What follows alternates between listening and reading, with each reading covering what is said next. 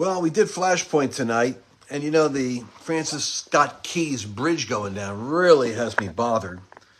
It has me bothered because the significance of that bridge is more than we realize. I mean, it's not just the bridge, it's the fact that it literally is the location of where Francis Scott Keys was.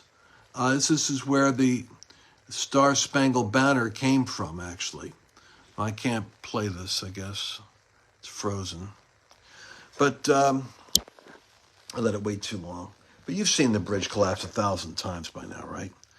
And it just really perplexes me that this has happened, especially because I know that Keys represents the national anthem, and that this is a statement right there of something that, and I'll go into the terror attack aspect in a second because I got some new information from Lara Logan I want you to zero in on.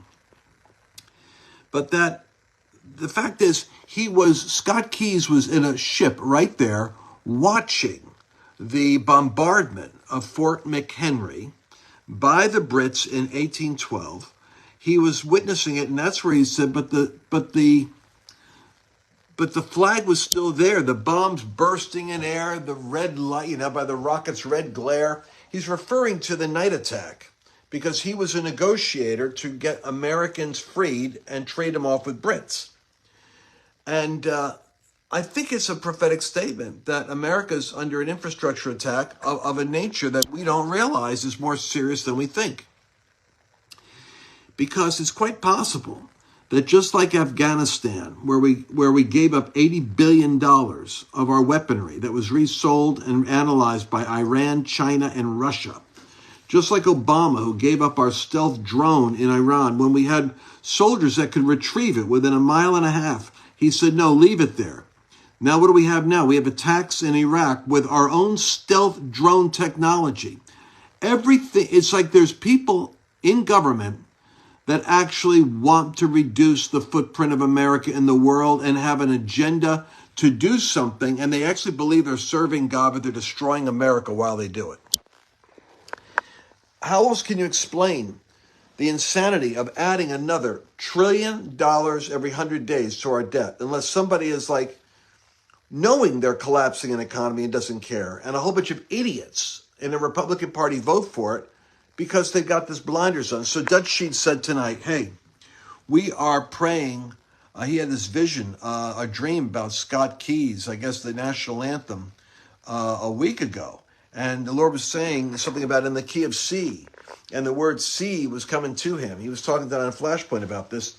And he believes that God is going to cause us to pray through so that the nation's eyes are open to see what's happening.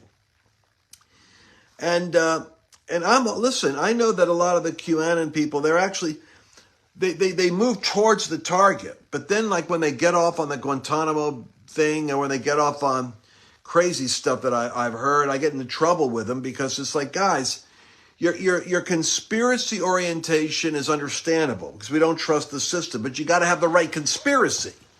I mean, it has to be on target. And anything that's going to cause me not to be involved with the election is not on target. That's a strategy to put people on the sidelines eating popcorn, watching it like it's a game. And the big thing is, well, the White House are waiting until things get worse and they're going to move. No, that's all garbage, man.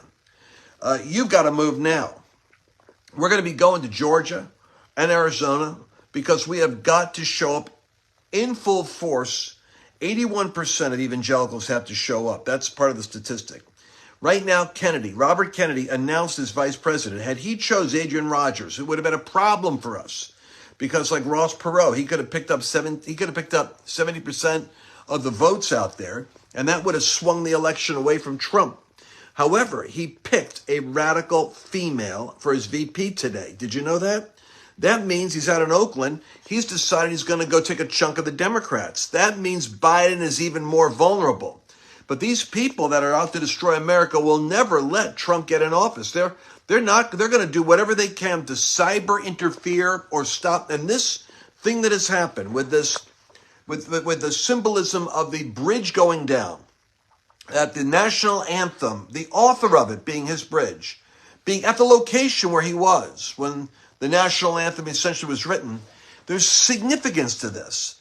But now once we get that piece, it is prophetic, we're going to swing over here, and I want you to catch what my buddy Steve Bannon does with Lara Logan. I'll see if I can get a hold of Lara this week, but let's listen to this. I saw the Gateway Pundit piece that talked about what you're coming out with. We've had Pacific. Look, as a naval officer, I can tell you something is not right about this situation. They got pilots, the most professional guys around. I don't know how they steered it at 8 knots right into the foundational element of the bridge. They could have dropped anchor. They should have had backup systems.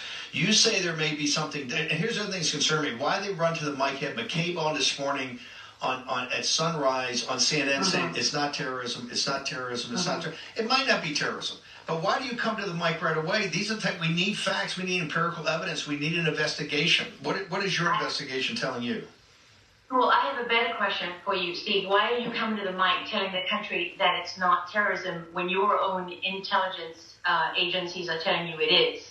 And I know they are, because I didn't make this up. These are not my words, right? I'm talking to people who are on the inside, some who are on active duty, some who are retired, and everyone, literally, from critical infrastructure in the Department of Homeland Security to the intelligence agencies, they know there's no other. This is a cyber attack on a critical infrastructure corridor for the United States.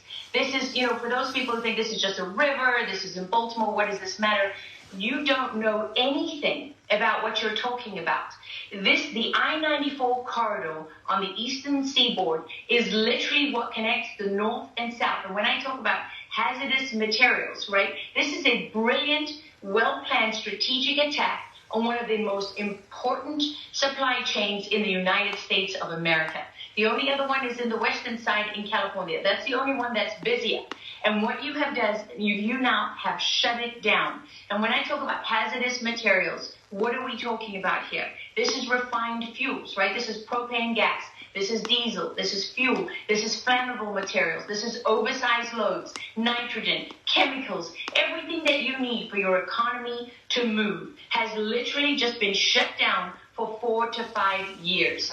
And how did they do it? They knew that they had to target one of 2 main anchor points on that bridge. There are 2 load-bearing pylons that any structural engineer can identify that are on the end of each side of the bridge. These are the ones that are thicker and stronger than anything else on that bridge. And when you hit one of those pylons, when you take that out, the reason you see so much of that bridge collapse instantly is you just brought 50% of the span of that bridge coming crumbling down. And what you don't see beneath the surface of the water, Steve, is absolutely catastrophic. It is a structural nightmare and a logistical nightmare because you have the entire bottom part, the concrete part of that bridge, and you don't know the extent of the structural damage to that.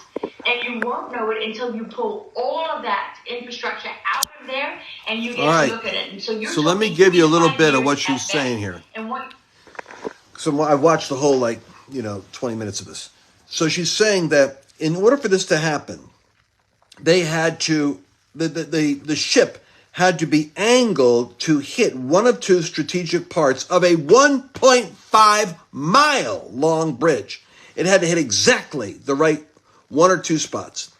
Secondly, it had to be out of the channel where it was supposed to be so that it literally is being navigated in the middle of the night so that a whole bunch of crew could interfere and jump around and try to intercept it. She's saying it's cyber because you could see the trajectory of the ship being manipulated so that the power goes on, the power goes on, the power goes on, the power goes on, and it's being angled towards, bam, hitting at 9 miles an hour, 10 miles an hour, 8 knots, bam, into that one strategic location where it could break it, like hitting a bone, exactly the place where it'll fracture it. Now, she believes that the intelligence community, which she has connections with, see, a lot of our journalists, like Solomon and Logan and these guys, they don't operate like, out there just reading the internet to get news. We've got our people inside that are cautiously saying, hey, we all know you can't dismiss this as terrorism. Why would we come out right away and say it isn't terrorist? Now, my first point is don't lose the prophetic significance of it is the United States of America under attack right now in the prophetic language of that bridge. Then secondly, if it's cyber, then cyber is what's coming at us in this election. All the more reason why we got to look at the voting. Does that make sense?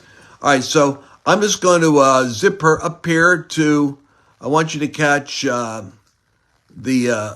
part. All right, let me go right to, here we go. The intelligence analyst that I spoke to, right? I'm just going to read it to you very, very briefly, okay? It's not long, and it really sums it up. He said, they have figured out how to bring us down. As long as you stay away from the teeth of the U.S. military, you can pick the U.S. apart. We are arrogant and ignorant, a lethal combination. Obama said they would fundamentally change America, and they did. We are in a free-fall ride on a roller coaster right now. No brakes, just picking up speed. And I would urge people, watch very carefully the people that tell you that this attack doesn't matter. Stop following them on Twitter. Discount everything they say because they're either totally ignorant and useless or they are a plant. And there's a lot of anons out there, right? And I follow a lot of anons. And I appreciate and respect the work that they're doing. But we're in a moment of truth now. We have very, very little time. When you start to shut down, hazardous materials and the shipment of fuel, you know what that means. It means everything goes up. It means food goes down. The access to food and critical infrastructure, that means that goes down. Prices go up. This is catastrophic for the American people, and it's catastrophic for this country.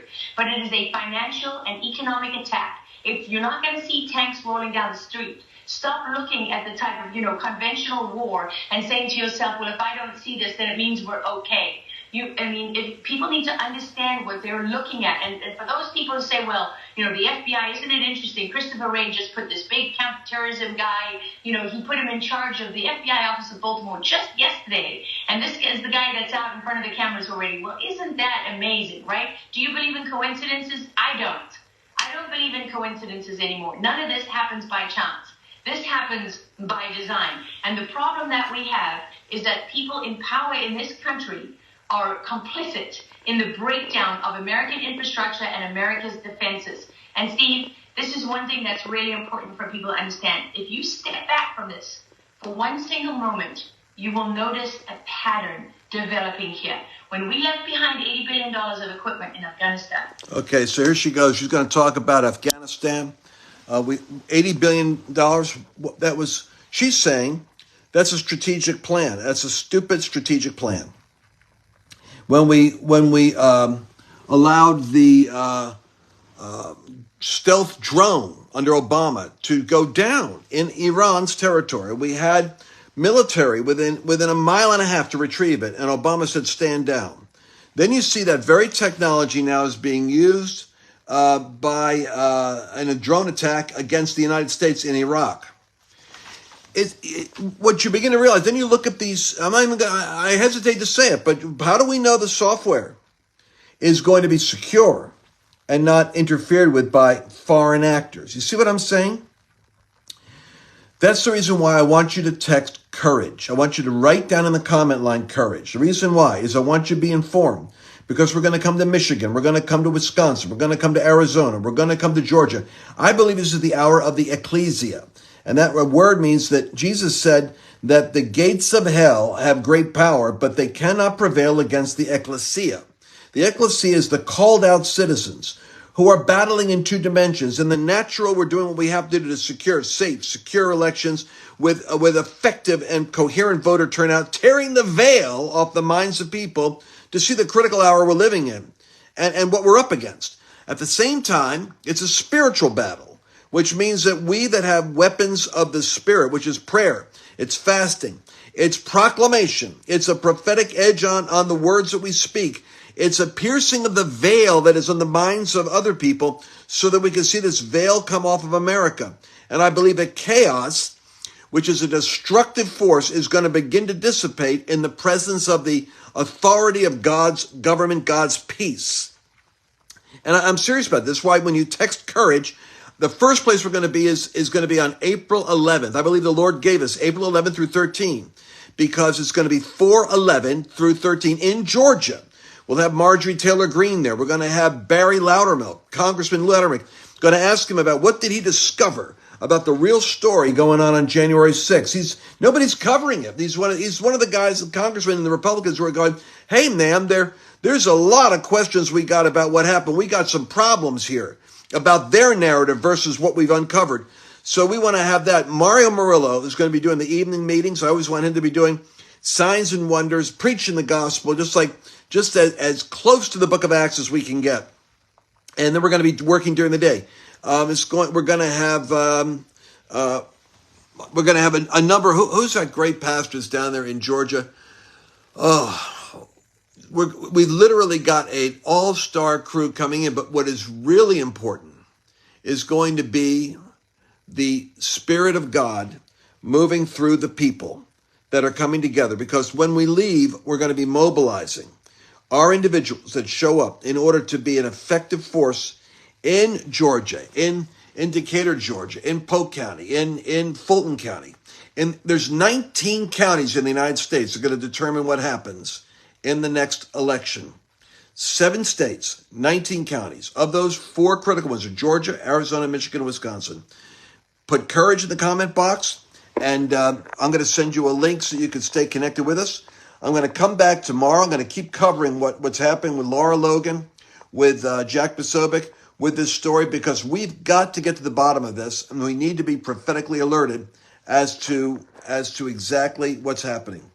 Jensen Franklin, by the way, is the name of the pastor I was trying to remember. Jensen Franklin, powerful man, is going to be joining us. All right, text courage. Share this, would you? Because you wouldn't believe how suppressed these stories get.